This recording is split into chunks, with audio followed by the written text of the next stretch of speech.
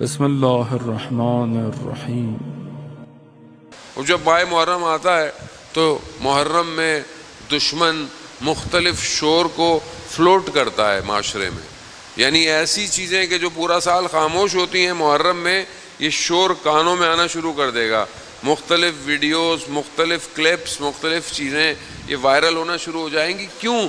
تاکہ آپ اس اصلی آواز کو نہ سن پائیں کہ جو روز عاشورہ بلند ہوئی، حل من ناصر ینصرنا، اس ایک آواز کو خاموش تو نہیں کر سکتے، اس آواز کو کوئی خاموش نہیں کر پایا اور نہ کوئی کر سکتا ہے، کیونکہ وہ آواز کسی عام آدمی کی نہیں، وہ حسین ابن علی کی آواز ہے، اور وہ آواز امام وقت کی آواز ہے۔ آج بھی امام وقت، ہمارے وقت کا امام بھی یہی کہہ رہا ہے، کوئی میری مدد کرنے والا؟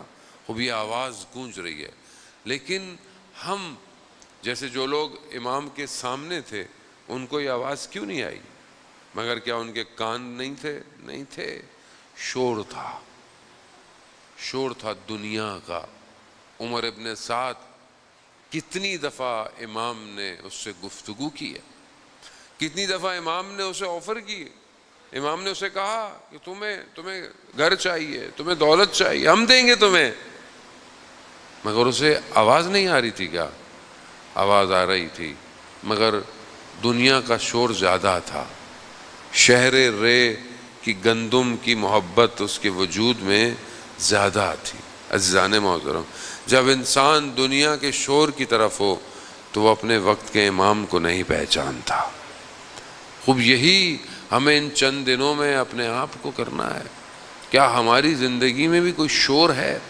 اب ایک شور معاشرتی ہے، معاشرے کا ہے، ایک شور ہمارے اندر سے ہے، ہمارے اپنے اندر کی خواہشات، ہمارے نفس، ہماری وہ چیزیں کہ جو ہمیں ہمارے وجود سے دور کرتی ہیں، وہ ایک شور ہمارے اندر بھی برپا ہے۔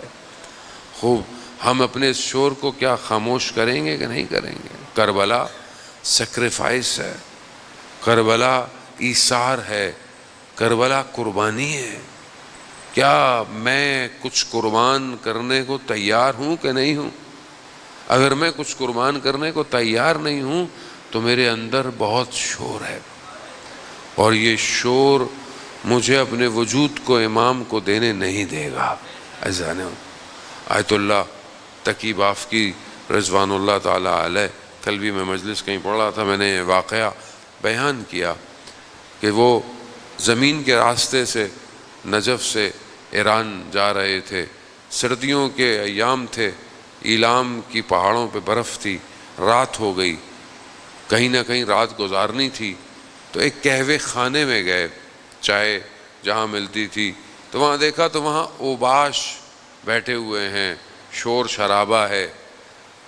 وہ جگہ ان کو مناسب نہیں لگی، لیکن کوئی جگہ تھی نہیں، تو انہوں نے دیکھا کہ باہر درخت کے نیچے ایک نورانی شخصیت بیٹھی ہوئی ہے، اور انہوں نے کہا کہ تقی، یہ جگہ تمہارے بیٹھنے کی نہیں ہے، تم ہمارے پاس آ جاؤ۔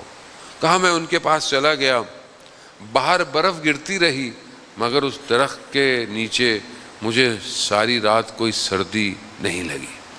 رات گزاری، صبح فجر کا وقت آیا، ان کے پیچھے میں نے نماز پڑھی، جب روشنی پھوٹی تو پھر انہوں نے کہا کہ سفر شروع کرتے ہیں۔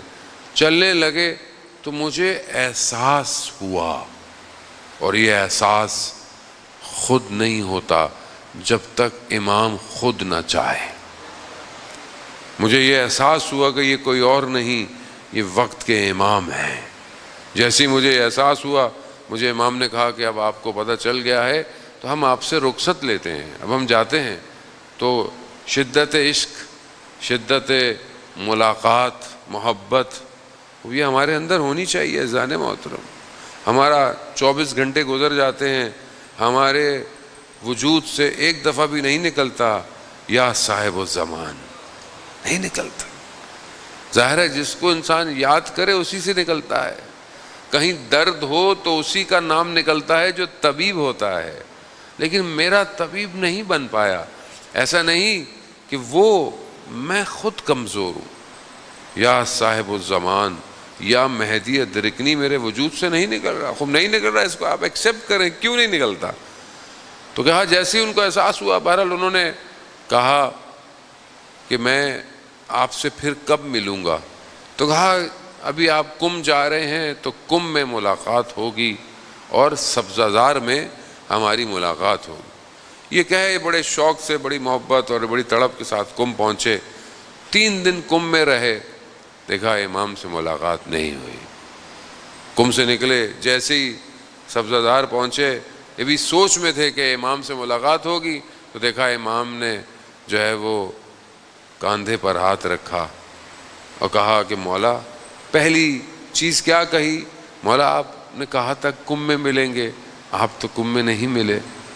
تو امام فرماتے ہیں ہم کم میں ہم تمہارے پاس کھڑے تھے جب تم حرم کے باہر کسی خاتون کو مسئلہ بتا رہے تھے، تو ہم تمہارے ساتھ کھڑے ہوئے تھے.